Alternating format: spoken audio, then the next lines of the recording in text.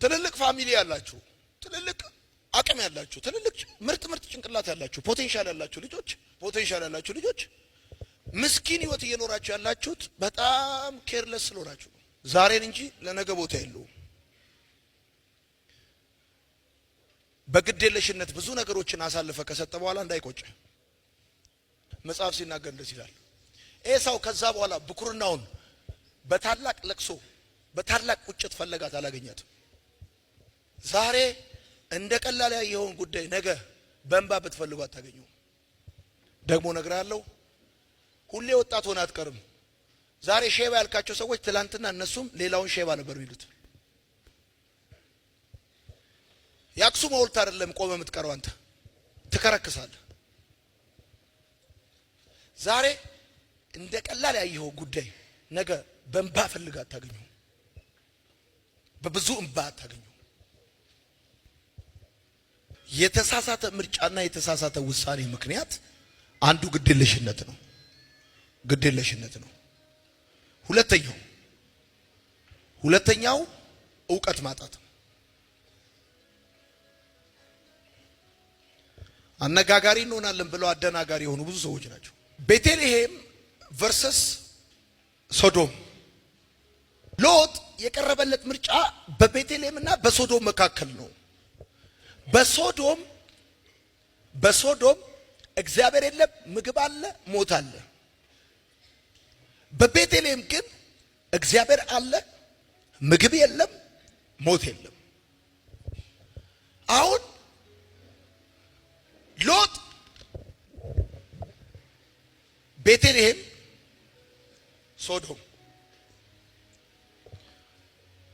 ሶዶም ሲመለከታት ገነት መሰለችው፣ እንደ እግዚአብሔር ገነት መሰለችው ይላል። ብራዘር፣ አረንጓዴ ሁሉ ገነት ነው ማለት አይደለም። እግዚአብሔር የሌለበት ህይወት ሁሉ ሞት አለበት።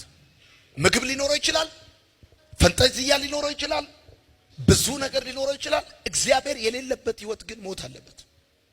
አንድ ነገር ስትመርጥ መምረጥ ያለብህ ደስ ይላል ብለህ አይደለም። ጻፍ። አንድ ነገር ስትመርጥ መምረጥ ያለብህ ደስ ይላል ወይ ብለህ አይደለም፣ ህይወት አለበት ወይ ብለህ ነው መምረጥ ያለብህ። አንድ ነገር ስትመርጥ መምረጥ ያለብህ ደስ ይላል ወይ ብለህ አይደለም፣ ህይወት አለበት ወይ ብለህ ነው መምረጥ ያለብህ። አይታችሁ ከሆነ ትልልቅ ሰዎች፣ የተማሩ ሰዎች ጫማ ሲገዙ ደስ ይላል ወይ ብለው አይደለም የሚገዙት፣ ምቹ ነው ወይ ብለው የሚገዙት። ጎረምሳውስ 40,000 ዚፕ ያለው ጃኬት ለብሶ ይመጣል።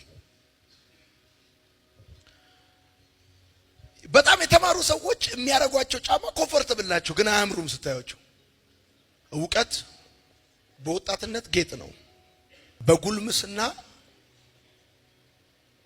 ገንዘብ ነው፣ በሽምግልና ምርኩዝ ነው።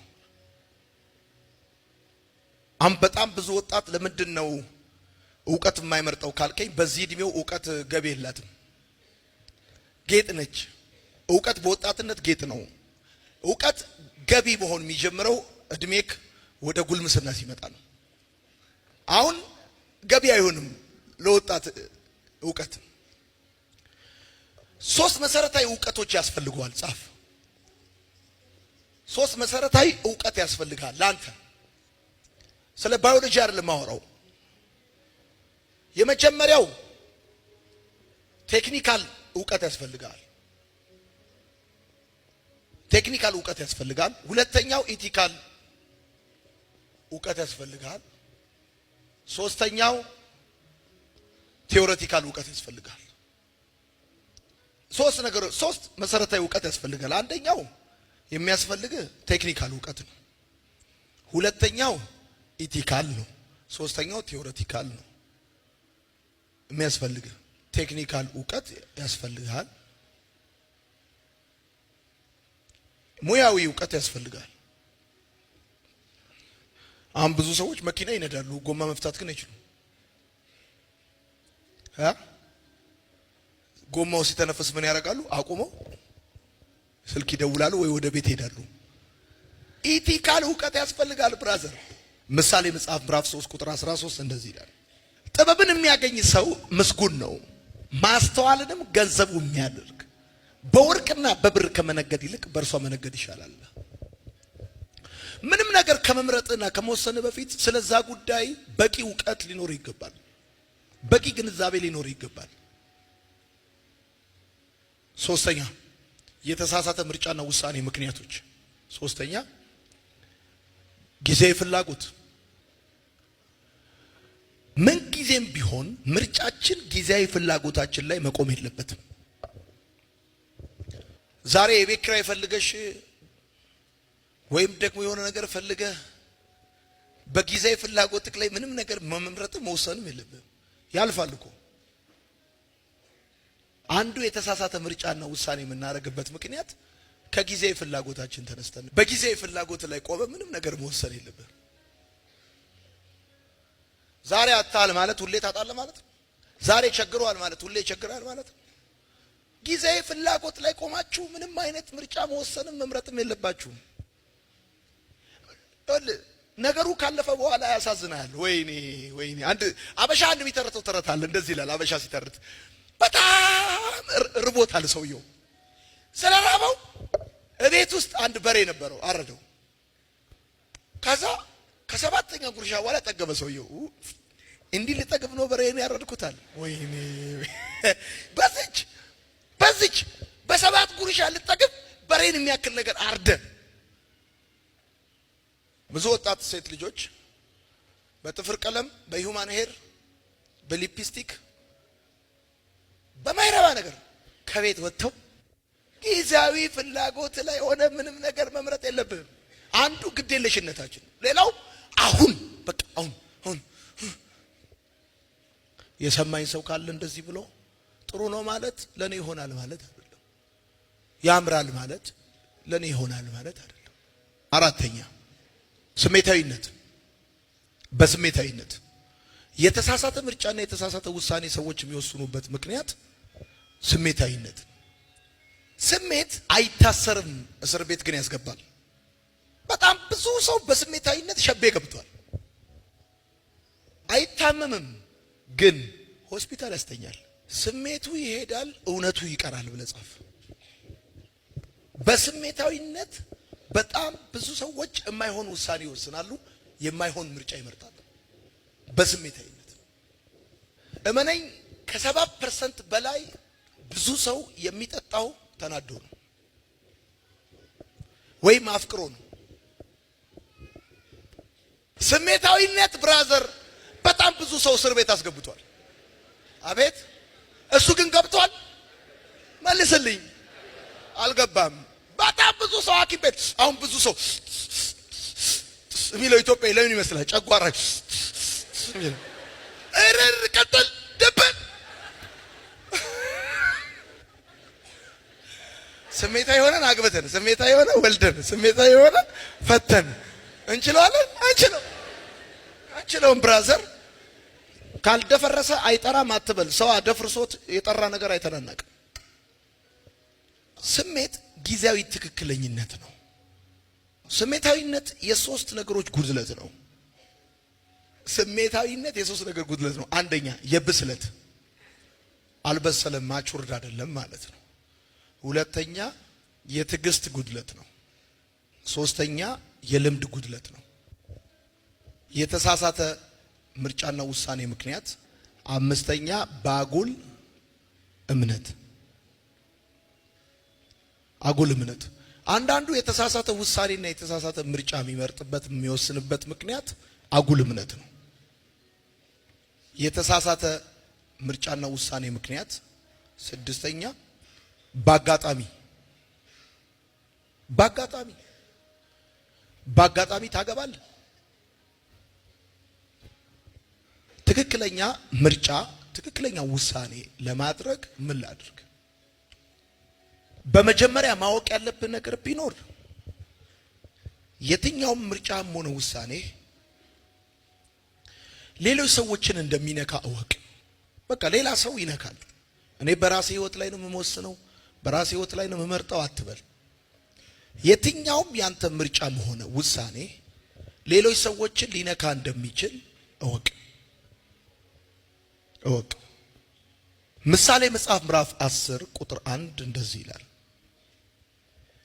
የሰለሞን ምሳሌዎች ጠቢብ ልጅ አባቱን ደስ ያሰኛል፣ ሰነፍ ልጅ ግን ለእናቱ ሐዘን ነው ይላል።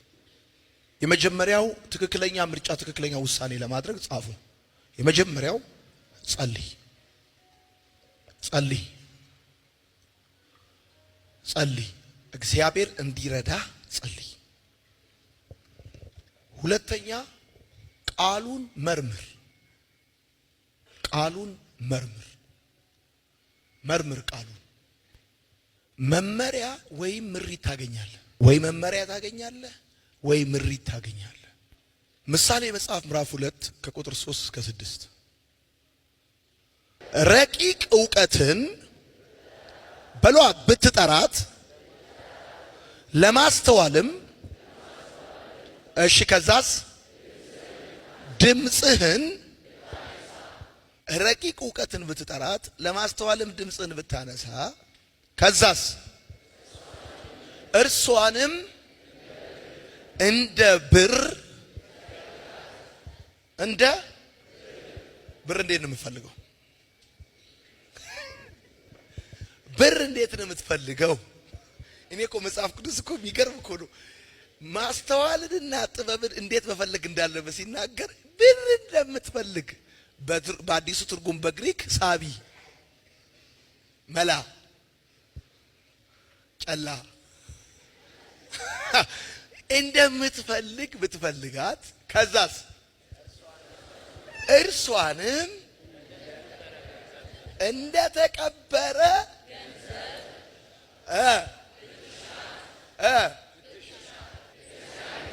የዛን ጊዜ እግዚአብሔርን መፍራት ታውቃለህ። ከዛስ የአምላክህንም ዕውቀት ታገኛለህ። ከዛስ እግዚአብሔር ጥበብን ከዛስ ከአፉም ዕውቀትና ማስተዋል ሉክ በጉዳዩ ላይ ምጸልየውና ቃሉን የምታነብበት ምክንያት ስለ ጉዳዩ እግዚአብሔር ማስተዋልን ዕውቀትን እንዲሰጥህ ነው። ምክንያቱም እግዚአብሔር ዕውቀትን ይሰጣል፣ እግዚአብሔር ማስተዋልን ይሰጣል ተብሎ ተጽፏል።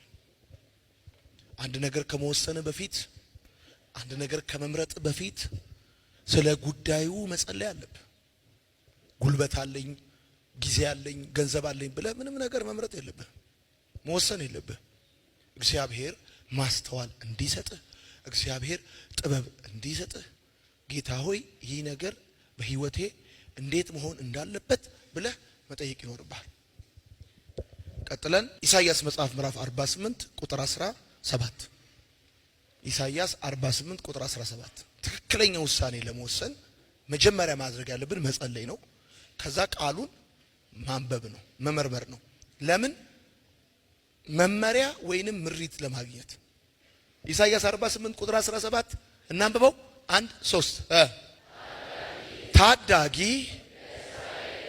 የእስራኤል ቅዱስ እግዚአብሔር እንዲህ ይላል፣ እኔ የሚረባህን ነገር የማስተምርህ በምትሄድባትም መንገድ የምመራህ አምላክህ እግዚአብሔር በምትሄድበት መንገድ ምን አደርግሃለሁ?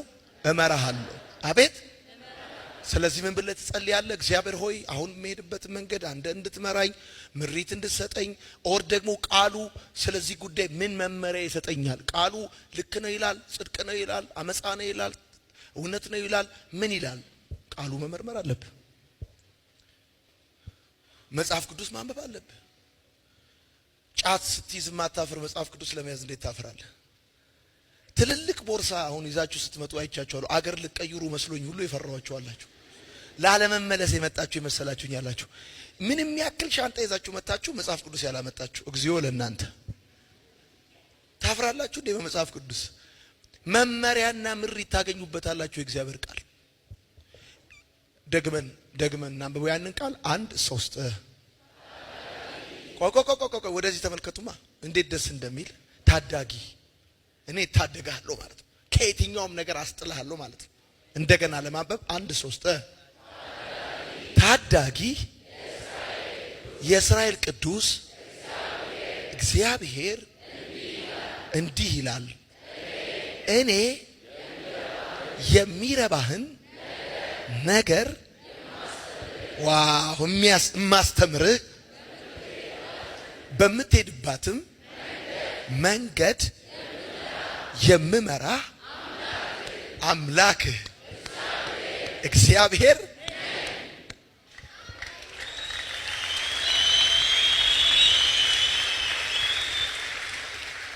በጣም ብዙ አስተማሪ በበዛበት በዚህ ዘመን የሚረባህን የሚያስተምርህ ደግሞ በሚገባህ መልኩ አድርጎ የሚያስተምርህ የሚረባህን ማስተምርህ ደስ አይልም።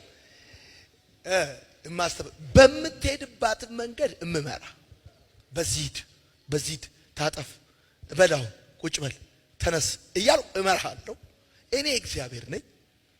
ያኛውን ደግሞ ስታነበው ከፍ አድርገህ ማስተዋልን ድምፅህን ከፍ አድርገህ ጥራት እውቀትን ታገኛለህ። እሺ ሶስተኛ ትክክለኛ ውሳኔና ምርጫ ለማድረግ ምን ላድርግ? ሶስተኛ በሚገባ አስብ። ጊዜ ወስደህ አስብ። ምሳሌ መጽሐፍ ምዕራፍ 14 ቁጥር 15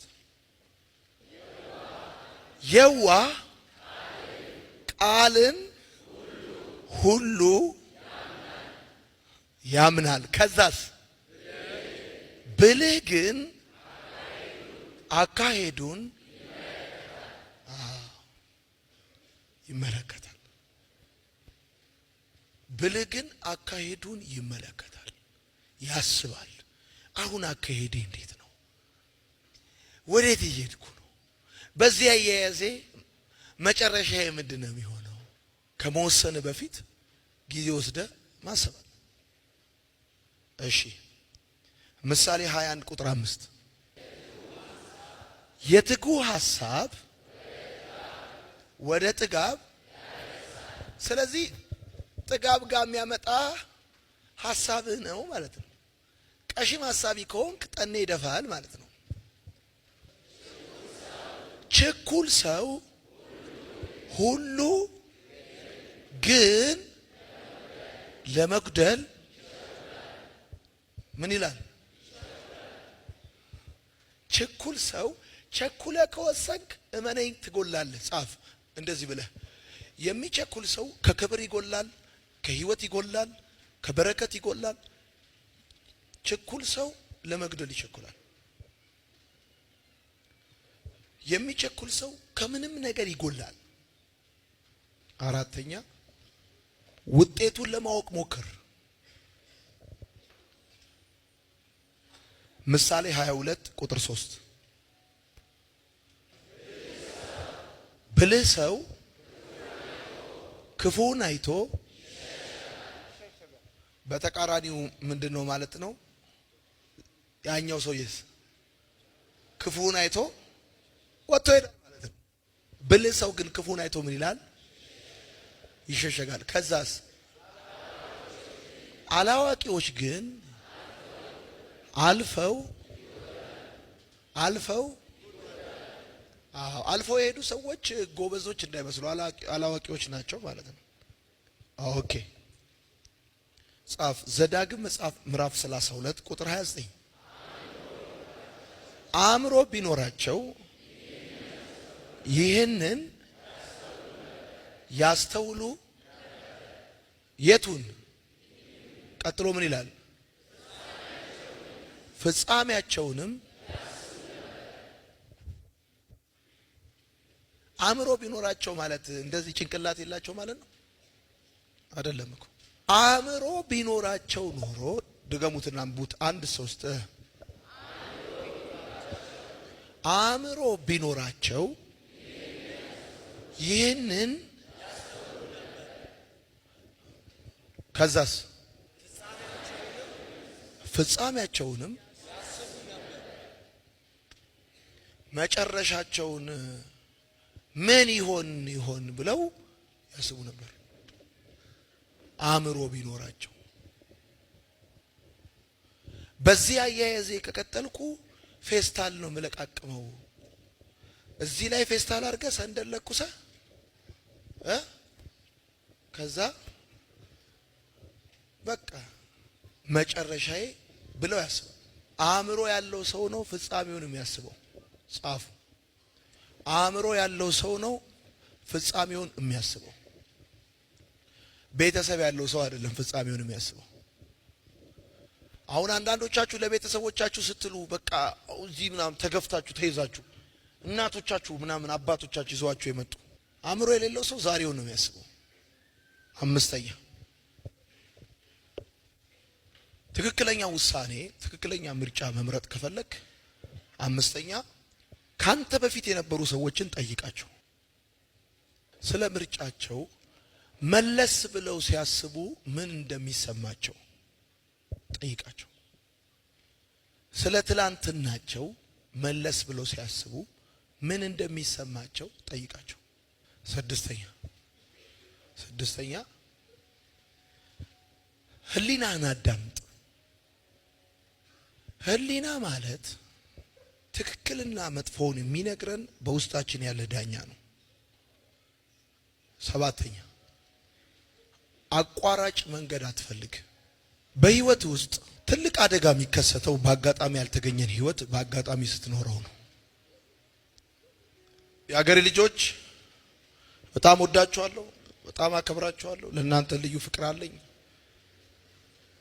አንዳንዶቻችን ከአቅማችን በታች ከእድሜያችንም በታች ሌሎቻችን ከዚህ የተሻለ ነገር ላይ መምጣት ስንችል በማይሆን ሁኔታ ውስጥ የገባንበት ምክንያት ማንም አስገድዶን አይደለም። እዚህ ሁኔታ ውስጥ የገባነው የገዛ ምርጫችን የገዛ ውሳኔያችን ነው። ከፍም ዝቅም የሚያደርግህ የገዛ ምርጫ የገዛ ውሳኔ ነው። ህይወትን እንዲለወጥ ከፈለክ በግዴለሽነት ነገሮችን መወሰን ማቆም አለብህ። በግዴለሽነት መምረጥ ማቆም አለብህ። አልመሸም።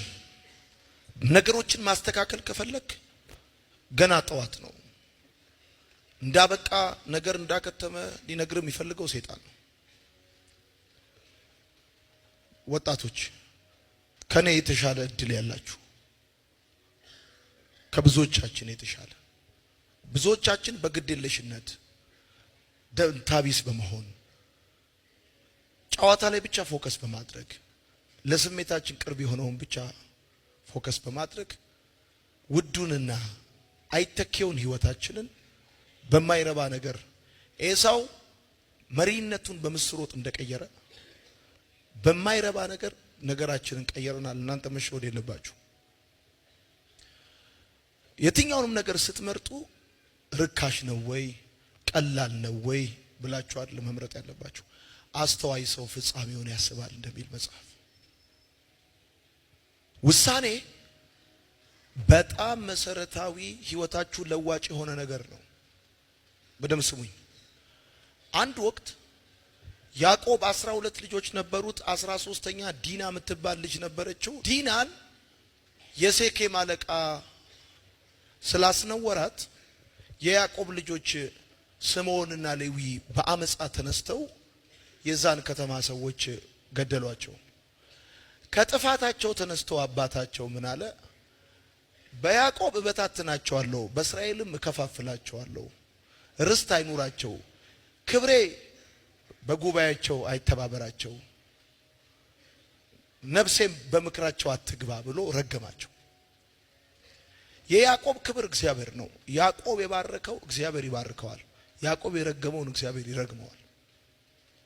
አንድ ቀን ግን ይሄንን እርግማን ይሄን ክፉ ነገር የሚቀይር ነገር ተፈጠረ። ስምዖንና የእስራኤል ልጆች ሙሴ ከተራራ ሲመለስ መጽሐፍ እንደሚናገረው አሮን ጥጃ ሰርቶላቸው በነበረ ጊዜ የእግዚአብሔር ወገን የሆነ ይለይ ብሎ ሲል ሌዊና ልጆቹ ተሰበሰበዋል። ሌዊ ወደ ቅድስተ ቅዱሳን የገባው፣ ሌዊ ካህን የሆነው፣ ሌዊ ርስቱ እግዚአብሔር የሆነው የውሳኔ ሰው በመሆኑ ነው። ስለ እናትና ስለ አባቱ አላየሁም ላለ ወዳጆቼ፣ ትላንት በምንም አይነት የህይወት መንገድ ውስጥ መታችሁ ሊሆን ይችላል። አሁንም ግን አልመሸም።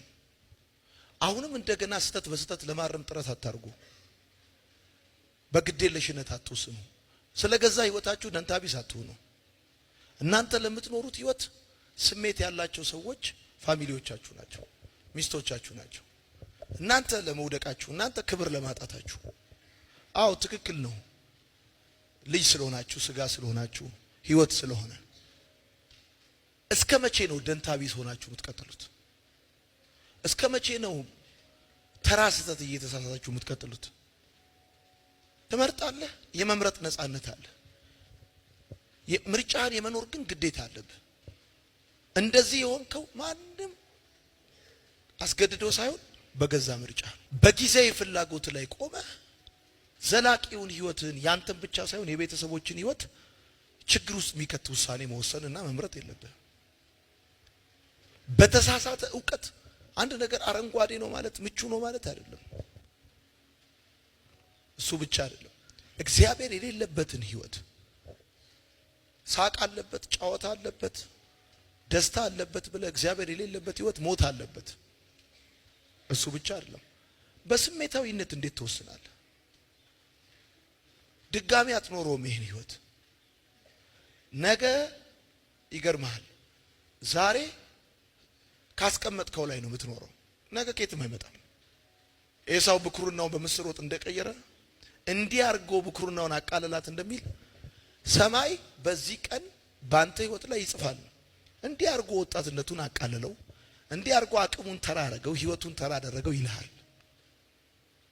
አሁን ህይወትን ለመቀየር መወሰን ያለብህን ከባድ ውሳኔ፣ አስገራሚ ለውጥ ማምጣት ካለብህ አስገራሚ ውሳኔ ልትወስን ጊዜው ነው። ማቆም ያለብህን ነገር ማቆም ካለብህ አሁን ነው። መጀመር ያለብህን ነገር መጀመር ካለብህ አሁን ነው።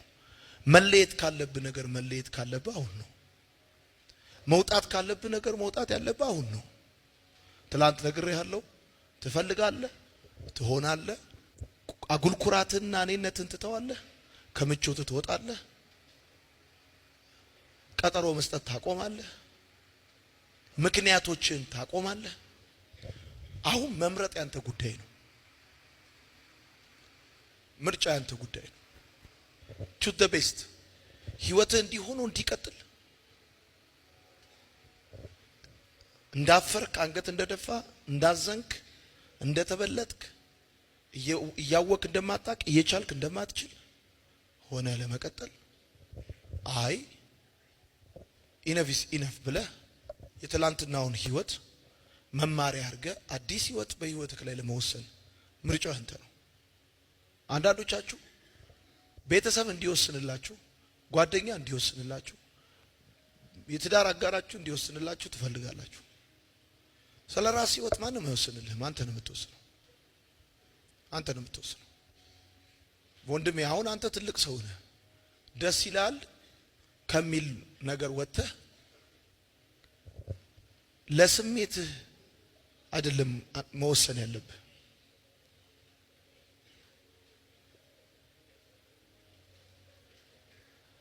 ጠይቅ